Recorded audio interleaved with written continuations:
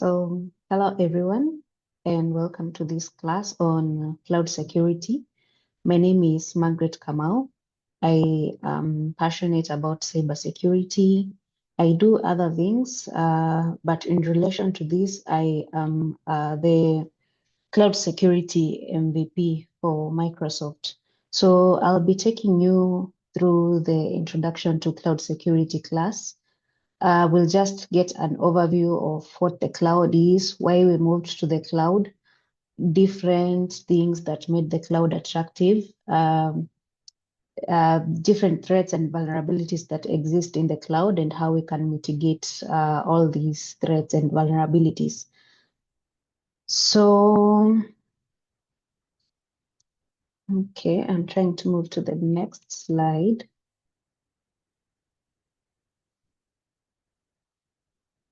So, where did we move to the cloud? So, first of all, a few years ago, when most of us were still somehow young, most of the businesses were conducting their business on premise, meaning that they had a data center for the bigger businesses, or they had a server room to store their servers, to store all these devices or the networking devices that they used to control their business, meaning that all the customers' data was stored physically, all the processes, all the applications were stored physically. If it's for management of the different users and the different devices, all of it was done on site. And the network, meaning that the different interconnections of all these devices, like the firewalls, routers, existed on site. And from that perspective, you can see the cost of buying all these things. And you can also see other implications of having all of these things on site. Since if you have everything on site, or if you have everything physical in one place, you also have to take care of the physical security, meaning that you have to know who's accessing your building, or your premises, what they're coming to do, what their role is, and also the different devices. Since for a network, it's not only the users, the people users that exist, we also have the devices. So if at all you have policies that allow people to come with their own devices to the network, how secure are they? And also, if you have a policy like working from home, how sure are you that the home network is secure enough, since it's also interacting with your intranet or your company network? So businesses moved to the cloud so that they could access information, first of all, on one platform. Since as businesses continue to grow, their data also becomes a lot, meaning that if at all I am a business owner and I want to access data from as late as 2010, I still have to make sure that my devices or my servers or my storage units have that data, and it's stored in a way that I can access easily. And also it's stored in a secure way, such that if an attacker comes to take the data, they not only have to deal with maybe the physical security, they also have to deal with decrypting the file. So all those measures, they have to deal with them before they access the file. So the other thing is that there was a great need for collaboration, because let's say, let's take a simple example of working on the same Word file. We have 3 colleagues who are working on the same Word file, and they all want to do the work at the same time. But then it means that maybe colleague 1 has to finish it, so that colleague 2 has to do his part, and then colleague 3. You see, the aspect of collaboration is not there, which means that efficiency, time, you waste a lot of time. And when it comes to businesses, time means money. So you're not able to be very cost effective, or you're not able to make a lot of profits. So then the need for cloud is for you to be able to access resources on demand, uh, and also reduce infrastructure cost. reduce the cost of buying all these servers, reduce the cost of maintaining these server rooms, which boosts efficiency, and you're also able to use this money that could have been used elsewhere. You're also able to use this money elsewhere. So all of us use the cloud, and it's through simple things like you accessing your email. I'm trying to take note of the time so that I cannot take a lot of time on the explanation part. So all of us use the cloud. Today you've used the cloud, you've accessed your email, you have maybe watched YouTube, you have done different things on things which are categorized as the cloud. So all these things are made to make your life simple, and as a person you're able to access things easily. You're even able to access resources from different places that you wouldn't have access to normally. So most of the uh, most of the things that make the cloud attractive, I have mentioned. So you're able to resource share. And let me provide an example for a business. Let's say you have a business and you have different entities. You have different entities like finance, you have IT, and also you have your developers. So first of all, for finance, you'll get that there are cloud resources for that, and we'll look at them later. For something like IT, you're able to even do simple things like managing the different users in your network. So the other aspect that comes through is identity and access management. As IT, which can also include security, you're able to manage all these.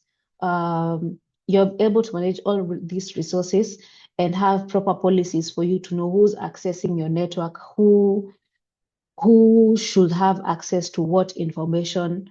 So you're able to have proper visibility on what is happening on your network.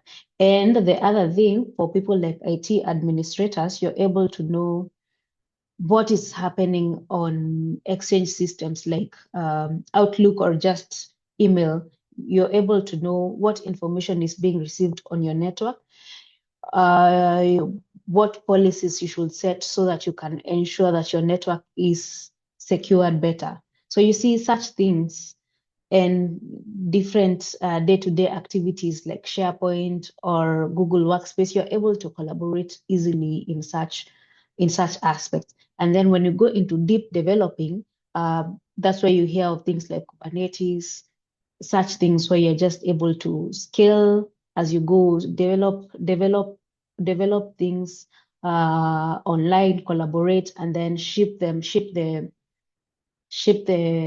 complete product maybe to a client without having the problems of configuring infrastructure to work on your laptop first. Since I know you've had things like it works on my laptop, but it's not working on another person's laptop. So you're able to reduce such problems. And then it's easy to scale, since today, if you have 20 customers and then tomorrow you have 100 customers, you'll not go to the market and start buying servers, start buying routers, since your users need more, maybe they need more speed when they're accessing your website. You just go to your cloud provider and request for more space or request for more resources according to your needs. And then the other thing, you're able to pay as you go with the resources that you'll use. So in the examples that I have mentioned, I have touched on all these three different cloud models. So infrastructure as a service, platform as a service, and software as a service. So for infrastructure as a service, you're able to get access to virtualized computing resources. So when maybe you're trying to do penetration testing, and then you're running a Windows operating systems on your laptop, most times you go online and then you look for a virtual machine. I mean, you look for something like VirtualBox, and then you run virtual machines there. So with the cloud, you're able to get virtualized computing resources. So things like Azure virtual machines, EC2 instances, such things. And then for platform as a service, you're able to get a platform to develop, run, and manage different applications. So things like Azure App Service, Google App Services, and then for software as a service, which is very common to people who are not on the IT side, they're able to get softwares over the internet, maybe on subscription or maybe on free basis. So think of things like M365, Google Workspaces, and then there's also the aspect of different softwares configured towards different requirements. So finance software, sales software, so something like Salesforce. So they're just made for different use cases. And then there are the different types. There also exist different types of cloud: public cloud, which is accessible to everyone; hybrid cloud; and then private cloud, which is accessible maybe to people like the people in your company only; and then hybrid, which is a mix of the two. So in all those things, there's definitely a way which responsibility is shared, since we have mentioned that on premises, you as the customer, you're responsible for everything. You're responsible for your physical security. You're responsible for buying the infrastructure and making sure that the infrastructure is running. You're responsible for the network traffic. If you have any downtime, all of it is on you. All the data that you collect, maybe customer data, maybe any data, it's you who is responsible for. And then the other thing, user access, it's you who is responsible for all access of your normal users, your normal employees, your customers, and also the different devices. So on that, you can think of something like identity and access management. So for infrastructure as a service, where you're being provided by virtualized computing resources, the user access, the data, the applications, the operating systems, and then the network traffic, it's the customer's responsibility. But the infrastructure with which all of these things run on, so the hypervisor, the infrastructure, and the security is the responsibility for maybe somebody like your provider, your cloud service provider, or your vendor. So for platform as a service, you as a customer, you're only responsible for user access, data, and applications. And then all the other things, operating systems, network traffic, hypervisor, infrastructure, and the physical security, they are all your vendor or your cloud provider is responsible for all that. And then as software as a service, you're only responsible for your user access to the data that you feed into these systems. And then the rest of all these things, the cloud provider is responsible for. So when you're thinking of all these things, try to think of the different applications for something like infrastructure as a service. Try to think of things like Azure VMs, platform as a service. Think of things like Azure App Service, Google App Service. For software as a service, think of M365, Google Workspaces, and then from that, you'll be able to know whose responsibility it is for the different things.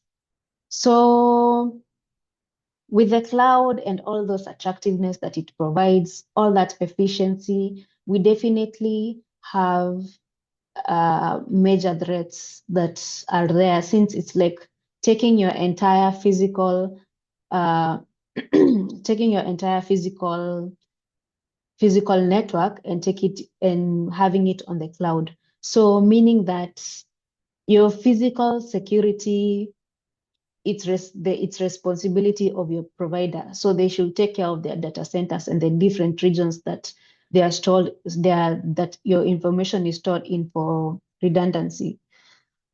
For things like identity and access management, depending on the model, you should know who is responsible for what. And for things like identity access management, so having things like proper passwords, proper procedures for you and your and the customers or the rest of the employees to access information. For different policies that you're setting, since you're think of it in terms of a business, you're collecting information, or even just a normal company with employees, you have a lot of employee data. So how will you be able to protect all that information and ensure data privacy, which is really important? And then there's also the aspect of monitoring and logging. What policies or what measures are you going to put in place to be able to just know what is happening in your system, who is accessing the system, at what time did they access the system, just a visibility of knowing and monitoring all those changes or all those processes that are happening in your in your environment. And then there's also the other aspect of ensuring that you adhere to policies like NIST policies, or just policies which exist in different countries or in different places. So maybe you're collecting information like cardholder data. What policies or what compliance measures should you adhere to that should also be implemented in the cloud? And also, there's also the other aspect of when all these things fail, or when an attacker happens to just go through all these things that you had set for your security, what happens for you to investigate what the attacker did in order to access your system, and what happens or what policies do you have in place for you to be able to just recover from all these things, or you to be able to bounce back as a business? So data breaches, malware from the infected workload, since there's a lot of integration. And when it comes to cloud, think of a lot of functionalities provided. So the normal SQL injections that will have happened on a normal website, now they're being taken to the cloud, meaning that if the misconfigurations are still there, there's a way the attacker will still be able to access all these things, or they'll be able to do all these hacks for them to access your system. And then the other thing is identity theft for compromised credentials, since we're relying on the cloud. So think of something like LinkedIn, where you're just relying on their platform, and they're the ones who are storing a lot of your information. So imagine one day they're hacked and then all your information is published somewhere. You see, such things are what we call the key cloud security threats. So when we talk about the cloud, the one thing that we should also talk about is we should talk about the vulnerabilities, since it's like we're trying to take our physical or our physical network and take it somewhere. So we're trying to use other people's infrastructure, we're trying to use other people's platform, and we're also trying to use other people's software. So in all these things of integrating things, there are a lot of configurations involved for you to be able to maybe take all the data from your physical storage to the cloud, and there's a way you're supposed to do it. Sometimes you might find in some cloud providers, you're able to set your own policies, or you're able to set your own templates to do different things or to run different workflows or modules. Sometimes you use their own workflows. So when you use your own workflows, you might misconfigure some things. And then when you use the vendors provided workflows and all these entities they might have their own vulnerabilities. So misconfiguration is a big vulnerability in the cloud. So incorrect settings or permissions will expose your sensitive data and leave systems vulnerable. So I know most of us in IT, we don't like reading documentations, and we don't like reading process flows of how things should be done and the consequences of not doing things in a certain way.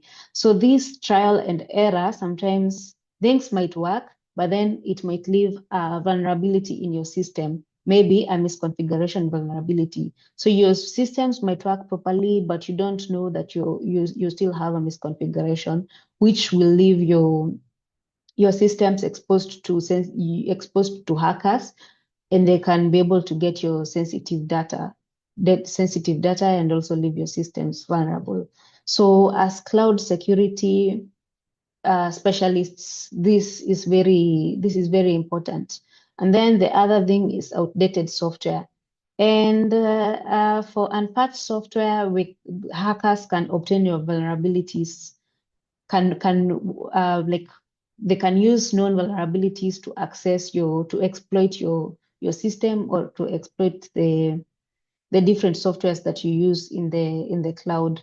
Since something like a web server might be running an outdated version of Apache, and since you didn't do the patch, or you didn't do the upgrade, it means you might be susceptible to that known exploit. And then the other thing is definitely APIs, which we use a lot when it comes to the cloud. So these ones can allow unauthorized access to sensitive information. So API keys can allow an attacker to access sensitive data too. So in the world of the cloud, we're dealing with a lot of things like keys or access credentials. And sometimes you may just leave them in the process flows, or you might just leave them somewhere that an attacker knows. Developers or IT people leave these attractive things like API keys. So when we're talking about all those vulnerabilities that exist in the cloud, and when we're talking about the different misconfiguration or the different exploits that attackers can leverage, it's good to also look at how you can secure your cloud resources. The first thing is through proper network security. So going back to basics, using firewalls and network segmentation so that you can control access to cloud resources. The same way in your physical system, you have things like VLANs. It's also important to practice that on the cloud so that you can restrict access to specific IP or different network ranges. Have a specific VLAN for this, specific VLAN for another usage, and then configure properly how these VLANs communicate and who has access to them. So network security is very key.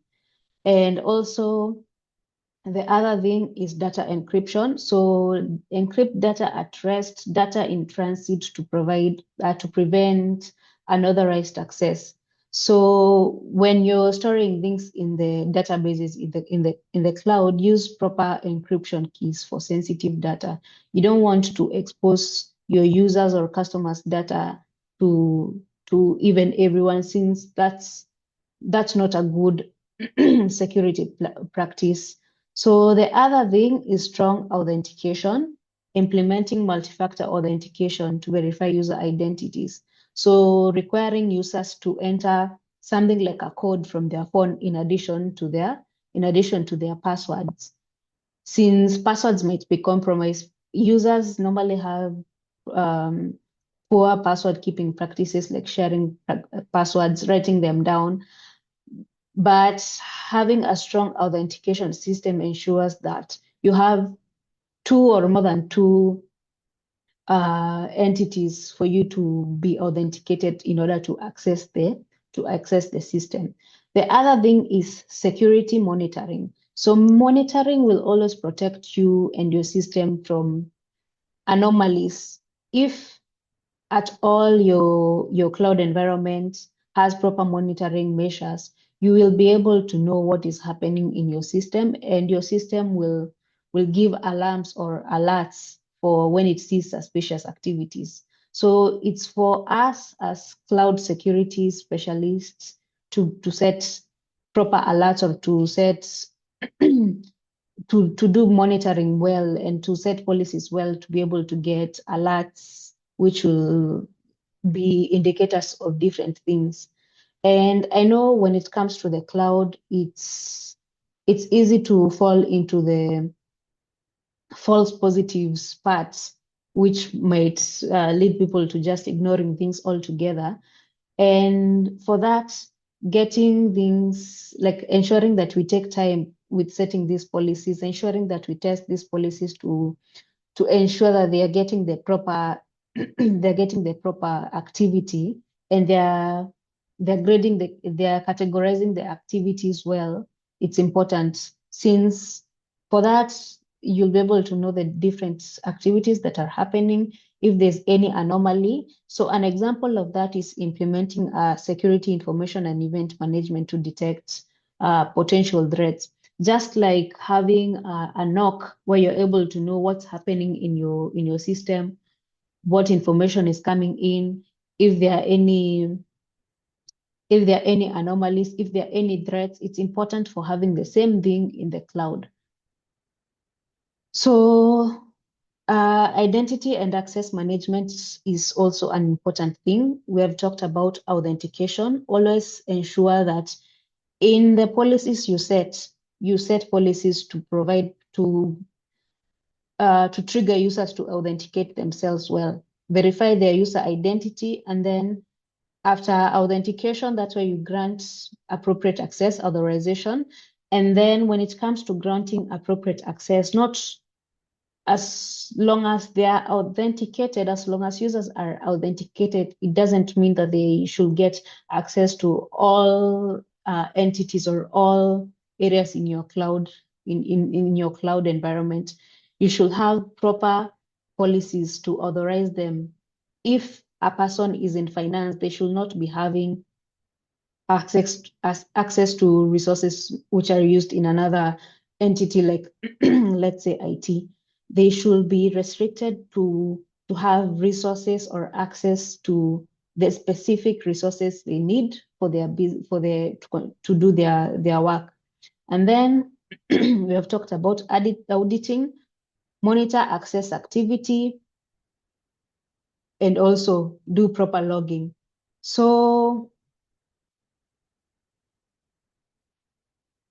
we have talked about having proper virtual network sets, similarly to how you will set your normal physical network or your normal on-premises network. So having proper virtual network set, isolate your cloud resources.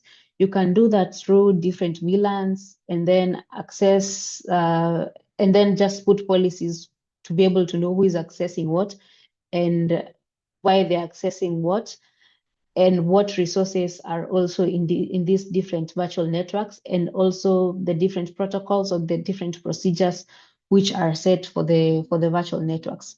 And then the other thing is having proper security groups and having proper firewall rules, and then detection or auditing for monitoring for threats. So the other thing is doing proper data security and encryption. So in your cloud environment, you'll have databases, you'll have storage platforms, you'll have storage platform. So ensure that you protect data at rest and in transit through proper encryption mechanism. You provide proper key management for secure storage, and then data loss prevention to prevent sensitive data leaks. And then the other thing is to ensure that all those things that we have discussed about are being set and are being implemented. So have proper regulations, and also follow proper regulations like the NIST standards, follow the different ISO standards that are specific to the cloud. So these ones are for industry standards. They're for your own good, for you as a company, and for you as a cloud specialist, for your cloud environment to be secure, but they're also for industry standards, for you to be compliant with the different industry requirements. So follow the policies that are set, the internal guidelines that you have set. And also, as a cloud security specialist or someone who's going into cloud security, you should also look at, since these are now internal guidelines and you might be involved in setting these internal guidelines, have proper policies that will ensure that users' data is secure in the cloud. The different day-to-day business operations are secure, and at the same time, they are secure enough and not in a limiting way that will maybe make the users feel that maybe the security protocols are affecting how they do their business operations. Security and IT is supposed to help all these business units to work well. So don't let it be a bottleneck for it to work well. And then audits to verify compliance. Day in, day out in organizations, you hear people saying, especially people from finance and IT, saying that there's an audit coming. So ensure that you're compliant to all these things for your own good as a company and for also to be compliant with the industry or the authorities' requirements. So a full 360 of most of these standards starts from identity and then protection and then detection, responding, and then recovering. So, which is basically incident response in the cloud. Like any information technology environment or any secure or for any secure systems or for cybersecurity, it's important for you to have an incident response mechanism, since we might have all these policies that are set, and we know that human is to error, but we should be able to detect if at all we have any security events so that we can be able to contain them.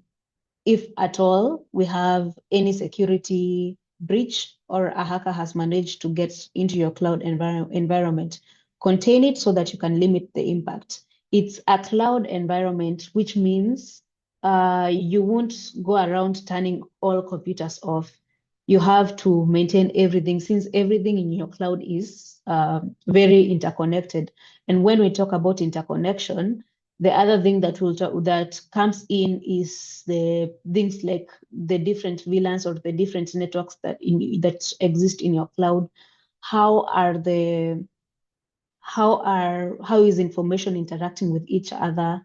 So having proper policies such that you're able to contain resources, or you're able to contain your environment fast if at all you detect a security event. And then when it comes to containment, since now it's in the cloud, it's important for us to have a reliable cloud vendor, or just a proper in the responsibility model. It's important for you to know who's responsible for what, so that you can know if an event occurs, if you have lost data, or if your data has been your system has been breached. Who will you be able to contact? Who is your point of contact? How long do they take for you to contact them? How long do they take for you to raise your issues to them? Because you don't want to have an issue and then a person is taking 48 hours to provide support for you. By the time they're providing their 48-hour support, most of the damage will be done. So have a reliable cloud security. Have a reliable cloud vendor for your for your cloud environment and for your entire cloud system. And then we know that sometimes you can use more than one cloud provider. So know how these different cloud providers are interconnected and know how they share data, and just know how the data flow happens as a cloud security, as a person who will be in charge of the cloud security. And then the final thing is for recovery, in restoring systems when maybe after an incident happens, after an incident happens. So we have mentioned of the different cloud services that you should leverage on to protect your cloud environment better. And we have touched on security information and event management. So this solution will help to centralize your security logs and events from various cloud services to provide real-time visibility and threat detection capabilities. So like a NOC, you're able to have your own visibility and you're able to keep tabs on what is happening, what events happen, at what time are they happening in real time. So the other thing is vulnerability scanning. So for some providers right now, you find out that the part of their providings is vulnerability scanning. So they give you the automated vulnerability scanning is a feature which helps you to identify the security weaknesses and the vulnerabilities which exist in cloud applications and infrastructure. At the same time, I mentioned that when you're using the cloud and maybe when you're trying to set policies, probably policies to ensure data protection, you're trying to set policies to ensure that maybe when you're taking user data, the personal information is hidden or it's not shared to other people. And you're setting that you're setting that maybe that's template. So you're able to do things like highlight the credit cards, information like maybe the place the person lives, such personal information. So when you do such things on your own, when you create these templates on your own, you can rely on these vulnerability scanning tools to test how strong or how if at all your template is doing what you want it to do, and if it's highlighting what you want it to do. Since you might do something like say you set a policy of saying something like you want it to highlight 16 digits to mean that that's a customer's private information like bank details, but then 16 digits can mean anything. 16 digits can mean a person's name. 16 digits can mean a person maybe where they're living. So such tools like Microsoft Purview are able to guide you to know what exactly should you put in something like bank details. What exactly should you put in something like an address, a phone number? So leverage on that. So the other thing is cloud security posture management. So this one provides continuous assessment of your cloud security posture and alerts you to misconfigurations, policy violations, and potential threats. So cloud security is crucial for protecting sensitive data and ensuring business continuity. So for you and your business to be able to get the real deal of using the cloud, you should implement proper practices. You should utilize cloud security services like those ones that we have looked at. You should stay informed of emerging threats. You should always be on the lookout for emerging threats, since maybe, yes, a few days ago, you might not be vulnerable to something, and then a few days later, you realize that, we have an attacker who has found a way of still we have found an attacker has found a way of still maybe trying of getting access to a system, or maybe doing certain injections. So you should stay ahead of attackers to mitigate risks and to maintain a secure cloud environment. And then, like we have said, stay informed and adapt to the new threats and prioritize a proactive approach to cloud security. So that was just an introduction to cloud security, what it is, and the different terminologies that you might hear: infrastructure as a service, the models, the different entities in the cloud, the different providings. So the other thing that you should look at is hands-on labs. So for this one, you can check hands-on labs on Hack the Box and also Try Hack Me. And then you should look at certifications, and then you should always stay updated, follow the cloud security trends to stay ahead. So something that I can plug you on, if you're looking to begin in cloud security, you can go to Microsoft Learn. It has an introduction to what cloud security is and the different things in cloud security in Azure. So you can look at that. So I also wanted to do a small demo on Azure, on Microsoft Azure Cloud. So these ones are the different categories that I was mentioning about.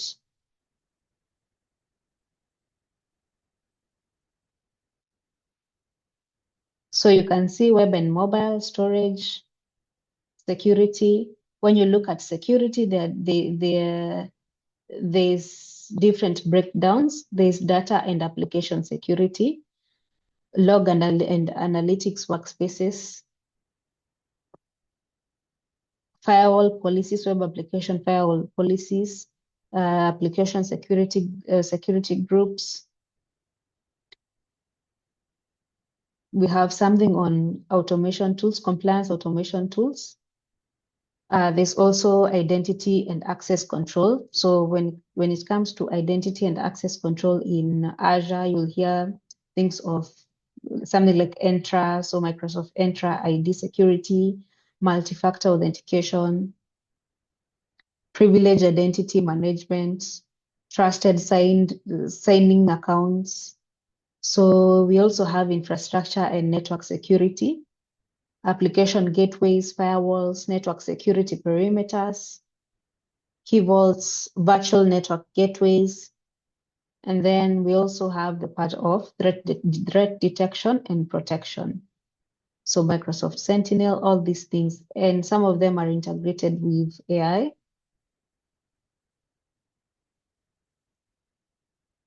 So for monitoring, you can see there's a part for alerts, log analytics, metrics, Azure workbooks, Azure Monitor workspaces. So detection, triage, and diagnosis.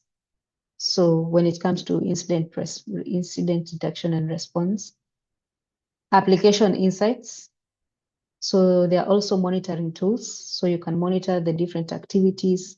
You can know the data collection rules, all these things. Database watchers. The other thing we can look at is migration, Azure Database Migration Services.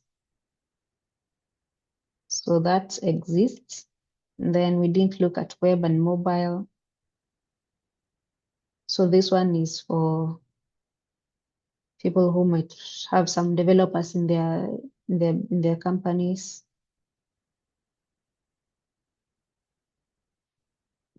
So for networking, you'll see some familiar names here if you're familiar with networking. Public IP prefixes, virtual networks, you are talking about this. DNS zones, hybrid connectivity, virtual ones. So some of the things that you might probably have learned in school, you're now seeing them here, but in a cloud environment, firewalls for network security now, web application firewall policies, firewall managers, load balancing, monitoring. So let's also look at management and governance, Azure resource management, Azure governance and optimization. So you're able to do different things like cost management, hybrid management and governance. So as a person who's interested in cloud security, these are some of the things that you'll be looking at. So in case there's a breach, there's business continuity and disaster recovery. So backup vaults.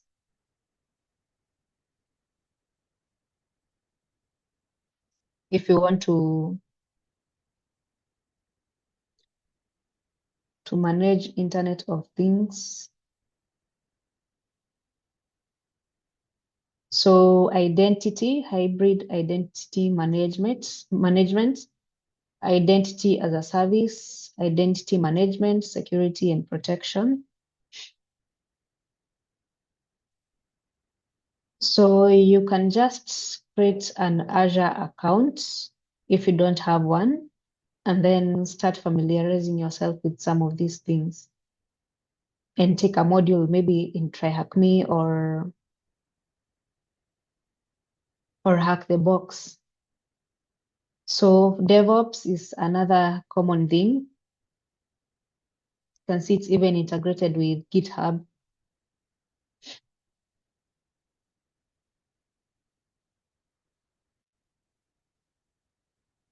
The API connections that we were talking about, the API management services. So all these things for monitoring for your DevOps. For databases, you can see the different offerings. And then containerization, Kubernetes.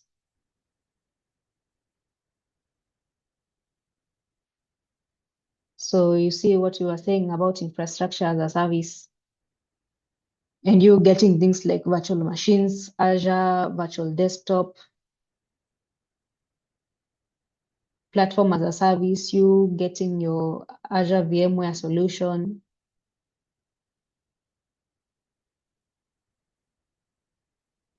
So all that's good stuff. So for analytics, for people into big data processing, you can see all this stuff. Data exploration, real-time analytics, AI and machine learning, which is becoming very common.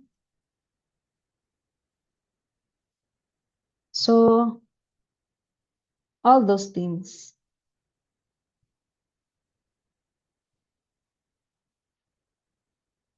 So that's it for this class for introduction to cloud security. It was just to provide an overview of what the cloud is, different terms that you might hear when you now want to go into deep cloud security. We've also looked at Azure, Microsoft Azure, and the different entities that it has, and you've seen what I've shared of the different providings it has. So be sure to look out for more resources. This is just a scratch of the surface that we have done. There's definitely a lot of information out there, and not only for Azure, for also other cloud providers. So look out for that information. And if you have any questions, you can always reach out to me. Thank you.